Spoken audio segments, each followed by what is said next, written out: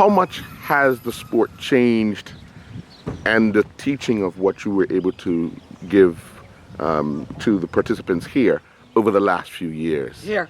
Well, this is my second time here. It was, 4 years ago, I think, that I was here before. I only have 2 riders that I had 4 years ago here, and what an improvement in those 2 riders. Matter of fact, one of them I went, that can't be the same rider I had 4 years ago. She's improved so much. So that's great to see. Yeah. And the other thing that I'm very impressed, because I travel all over the country, is the kids are so well mounted. They have, some of them have very nice horses, some of them just have incredibly suitable horses. And that's so important in learning the sport. Yeah. Now, dressage is very, very disciplined. Yes. In both rider and horse. How important is it for the rider to help the horse be that much more confident with them as they pair up to take part in events? The rider is incredibly important.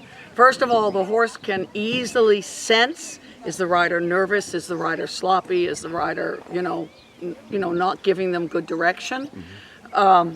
And really the horse is only going to be as good as the rider is.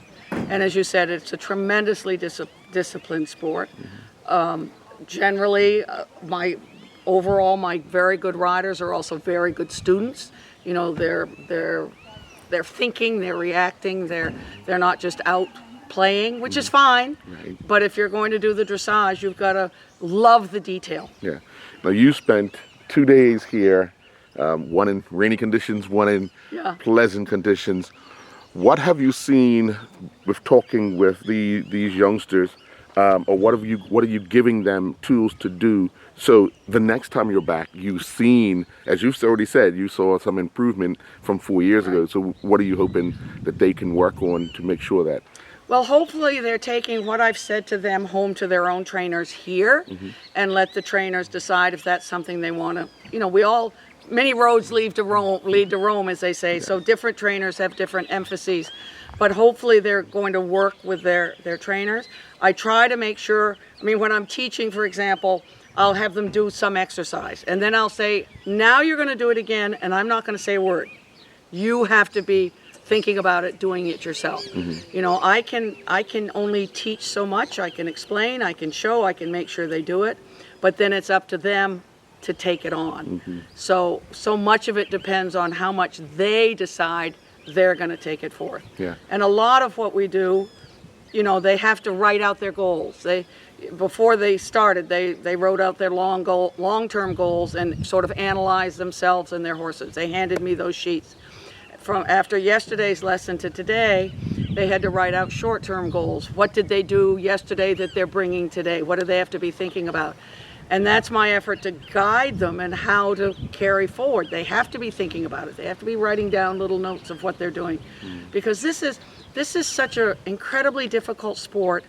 I don't know that there's any other sport that you learn where you can do it so little. Mm-hmm. The horse can't work all day long. Right. The horse can't go out and do it over and over and over like a diver does, or a gymnast does, or a football player does.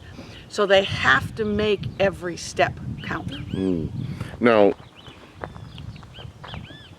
a lot of people, even in Bermuda, a lot of people love to see harness racing. They love to see horse jumping, dressage. Like grass growing. That's some have said that to me. But what attracted you to it? I jumped until I was in my 20s and did it fairly well. But I think by my natural instinct was towards the precision of the dressage. Mm-hmm. And at the lower levels, unless it's your child, it's pretty deadly to watch unless you're really into the intricacies of it. It's been a long weekend. Yeah. But at the higher levels, which the Olympic level and some of the levels below that, and particularly with the musical freestyles, where they design their own tests. Anybody can get into that and enjoy it. They don't have to know anything about horses at the higher levels. Sure. But it is not very exciting.